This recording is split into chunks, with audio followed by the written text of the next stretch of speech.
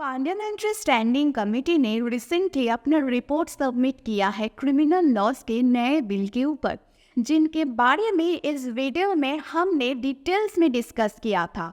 और आज के इस वीडियो में हम भारतीय न्याय संहिता 2023 जो आईपीसी को रिप्लेस करेगा उसके तीन मेजर पॉइंट्स जो कि है सेक्शन 377, सेक्शन 497 यानी एडल्ट्री और लाइफ इम्प्रिजनमेंट की पनिशमेंट, जिनको लेकर माहौल काफ़ी गर्म है, उनको समझने की कोशिश करेंगे।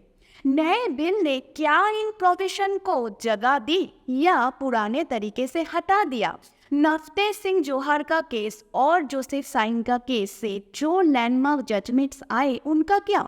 तो शुरू करते हैं। बैंक सरवानी और आप देख रहे हैं एसएलसी इंस्टीट्यूट का यूट्यूब चैनल लूसिड स्ट्रीमिंग।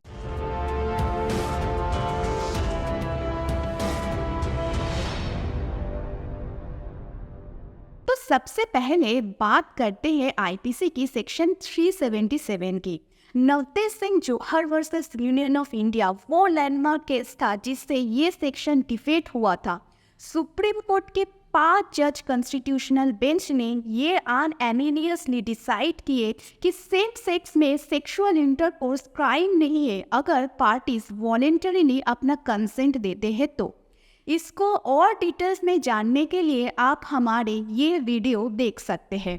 पर सेक्शन 377 को उन सभी केसेस में यूज किया जा सकता है जब भी नॉन कंसेंशुअल यानी बिना सहमति के इंटरकोर्स की बात आती है किसी भी मेल, फीमेल या ट्रांसजेंडर के साथ। ब्रेस्टिलिटी जिसका मतलब होता है कि किसी एनिमल के साथ सेक्सुअल इंटरकोर्स, उसको भी इस सेक्शन के तहत क्राइम हैंड किया हुआ था। पर जो करेंट बीएनएस बिल है उसमें से इस सेक्शन को कम्प्लीटली रिमूव कर दिया गया। यानी कि अगर किसी मेल, फीमेल या ट्रांसजेंडर के साथ अगर विदाउट कंसेंट इंटरकोर्स होता है तो वो अब कोई ऑफेंस नहीं है। इस पर कंसर्न दिखाते हुए स्टैंडिंग कमीशन का रिकमेंडेशन यही है कि प्रोविजन को रिटेन किया जाए पार्शियली जेंडर न्यूट्रल तरीके से, जैसा सुप्रीम कोर्ट जजमेंट्स आने के बाद था। ये थी पहली रिकमेंडेशंस। दूसरा, एडल्ट्री को वापस रिस्टोर करने की बात चल रही है, but in a different way.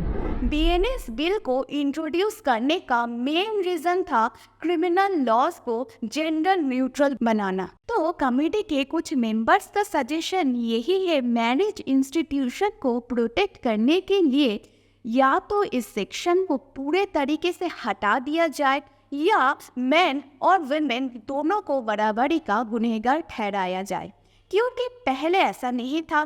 Joseph Shine versus Union of India की केस वो केस था जिसमें सेक्शन 497 को हटा दिया गया। एक सेक्शन के तहत से शादीशुदा मर्दों को पेनलाइज किया जाता था और एक मैरिड विमेन को उसके पति की संपत्ति की तरह ट्रीट किया जाता था, जो कॉन्स्टिट्यूशन के आर्टिकल 14, 15 और 21 का वॉयलेटिव था।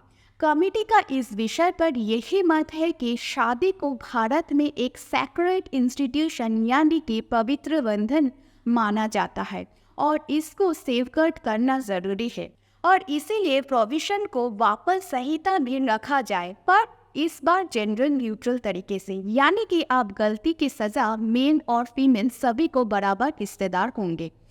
तीसरा रिकमेंडेशंस ऑन कमीशन का ये है कि इम्प्रिजनमेंट फॉर लाइफ, इसका डिफिनेशन हो imprisonment for reminder of a person's natural life, यानी कि जब तक एक इंसान की स्वाभाविक मृत्यु नहीं होती तब तक वह जेल में ही रहेंगे।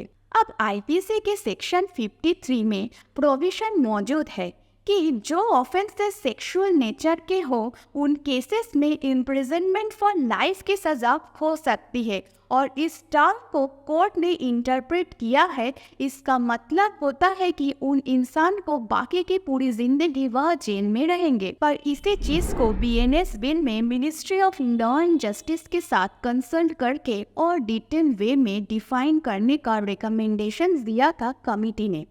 चलिए एक और बोनस, कमेटी ने कम्युनिटी सर्विस को एज पनिशमेंट इस नए बिल में इंट्रोड्यूस करने को रेकमेंड किया है।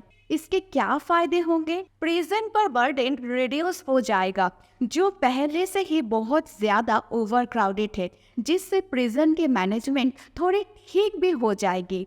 पर ये कम्युनिटी सर्विस किस तरह से होंगे, इसके बारे में मेंशंस नहीं किया गया है। आपकी इन प्रपोजल के बारे में क्या ख्याल है, कमेंट से बताना ज़रा। अगर आपको ये वीडियो पसंद आए तो लाइक सब्सक्राइब करना मत भूलना। Thanks for watching.